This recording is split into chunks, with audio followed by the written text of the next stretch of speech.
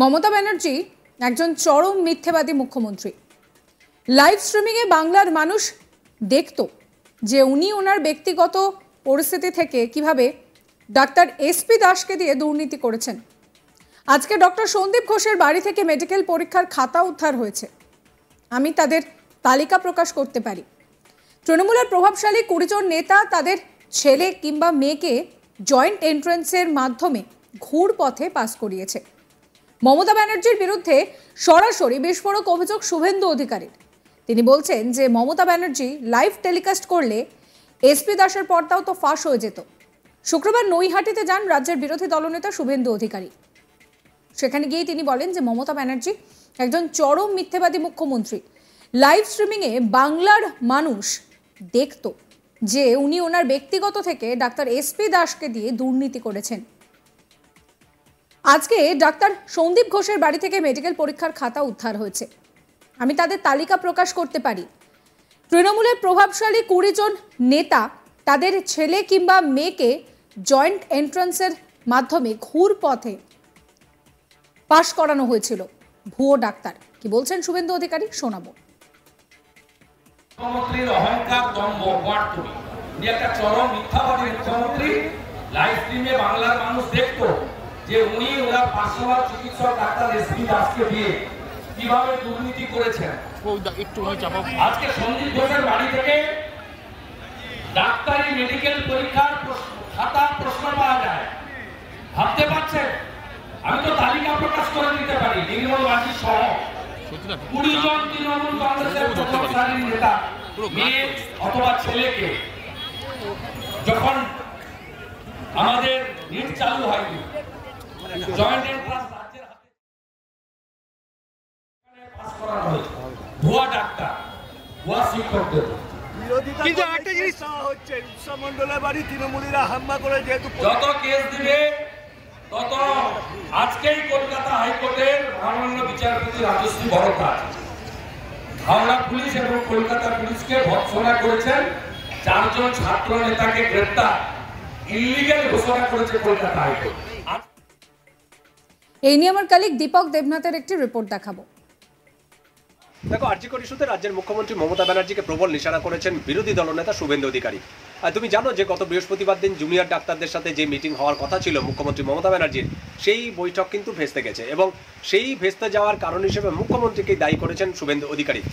গতকাল নৈহাটিতে একটি মিছিল ছিল, সেই মিছিলের ফাঁকে যখন সাংবাদিকদের প্রশ্নের মুখোমুখি হন তখন কিন্তু এই প্রসঙ্গটি উত্থাপন করা হয় এবং তিনি বলেছেন যে আসলে লাইভ স্ট্রিমিং করতে চাননি তার একটি কারণ তার যে ব্যক্তিগত চিকিৎসক, অর্থাৎ মুখ্যমন্ত্রীর যে ব্যক্তিগত চিকিৎসক ডাক্তার এসপি দাস, সেই এসপি দাসকে নিয়ে তিনি যে দুর্নীতি করেছেন সেই দুর্নীতিটা সামনে চলে আসতো।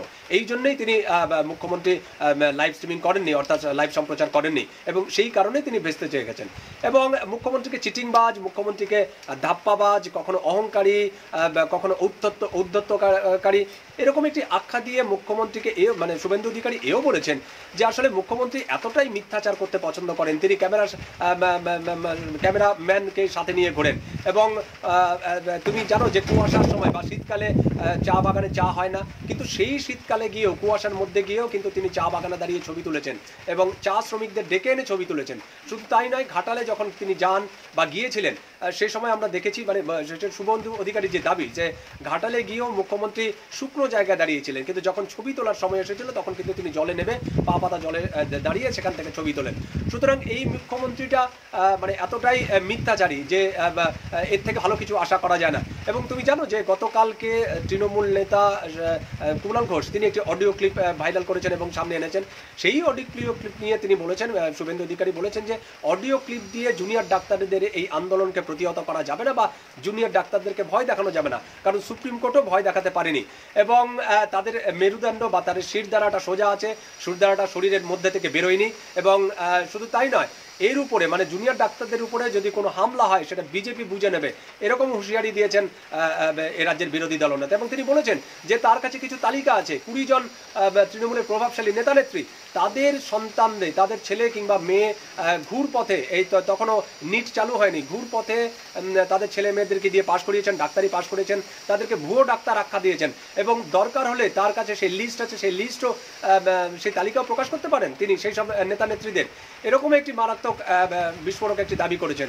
শুধু তাই নয়, ব্যারাকপুরের পুলিশ কমিশনার অলোক রাজুরিয়া তাকেও নিশানা করেছেন। তিনি বলেছেন একটি বাংলাদেশের যে ডিবি হারুন প্রধান, অর্থাৎ বাংলাদেশের যেই মেট্রোপলিটন যেই মানে গোয়েন্দা আছে, সেই গোয়েন্দার যে একসময় প্রধান ছিলেন হারুন অল রশিদ, তার যুক্তি টেনে, তার একটি উদাহরণ টেনে তিনি বলেছেন যে বাংলাদেশের শেখ হাসিনা পদত্যাগের পরে, শেখ হাসিনার সরকারের চলে যাওয়ার পরে হারুন অল রশিদের যেই অবস্থা হয়েছিল ডিবি প্রধান, আমাদের এখানকার যে কমিশনার আছে তারও কিন্তু সেরকম অবস্থা হবে। সুতরাং সেই অবস্থা যাতে না হয় তাকে ভাষা মার্জিত করতে বলেছেন এবং তার যে ব্যবহার ঔদ্ধত্য সেটিকেও সংশোধন করার কথা বলেছেন এই শুভেন্দু অধিকারী।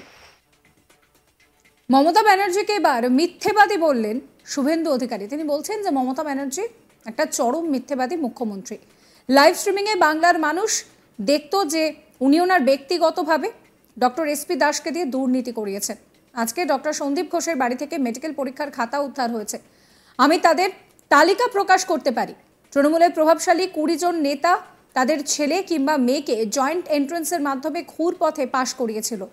মমতা ব্যানার্জির বিরুদ্ধে সরাসরি বিস্ফোরক অভিযোগ করলেন শুভেন্দু অধিকারী। তিনি বলছেন যে লাইভ টেলিকাস্ট করলে এসপি দাসের পর্দা ফাঁস হয়ে যেত। শুক্রবার নৈহাটিতে যান রাজ্যের বিরোধী দলনেতা শুভেন্দু অধিকারী। সেখানে গিয়ে তিনি বলেন যে মমতা ব্যানার্জি চরম মিথ্যেবাদী মুখ্যমন্ত্রী। লাইভ স্ট্রিমিং করলে সবাই জেনে যেত যে এসপি দাসকে দিয়ে দুর্নীতি করিয়েছেন তিনি। আজকে ডক্টর সন্দীপ ঘোষের বাড়ি থেকে মেডিকেল পরীক্ষার খাতা উদ্ধার হয়েছে। আমি তাদের তালিকা প্রকাশ করতে পারি। তৃণমূলের প্রভাবশালী 20 জন নেতা তাদের ছেলে কিংবা মেয়েকে জয়েন্ট এন্ট্রান্সের মাধ্যমে ঘুর পথে পাশ করিয়েছিল। ভুয়ো ডাক্তার তারা। কি বলছেন শুভেন্দু অধিকারী শোনাবো আপনাদের আরো একবার। মুখ্যমন্ত্রীর অহংকার, দম্ভ, বাটপুরি, উনি একটা চরম মিথ্যাবাদী মুখ্যমন্ত্রী। লাইভ স্ট্রিমে বাংলার মানুষ দেখতো যে উনি ওনার পার্সোনাল চিকিৎসক ডাক্তার এসপি দাসকে দিয়ে কিভাবে দুর্নীতি করেছেন। আজকে সন্দীপ ঘোষের বাড়ি থেকে ডাক্তারি মেডিকেল পরীক্ষার খাতা প্রশ্ন পাওয়া যায়। ভাবতে পারছেন? আমি তো তালিকা প্রকাশ করে দিতে পারি। নির্মল মাঝি সহ 20 জন তৃণমূল কংগ্রেসের প্রভাবশালী নেতা মেয়ে অথবা ছেলেকে, যখন আমাদের নিট চালু হয়নি, জয়েন্ট এন্ট্রান্স রাজ্যের হাতে ছিল, মিথ্যাভাবে এখানে পাস করানো হয়েছে। ভুয়া ডাক্তার, ভুয়া শিক্ষকদের।